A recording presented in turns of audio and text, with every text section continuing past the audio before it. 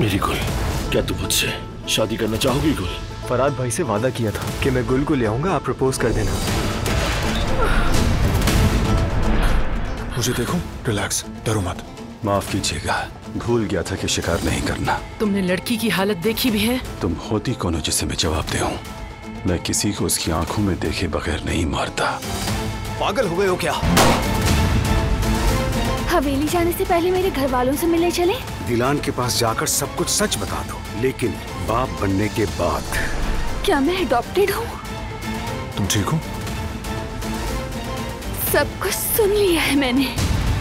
तुमने उस लड़की को शादी की पेशकश कर दी, शर्म आनी चाहिए तुम्हें।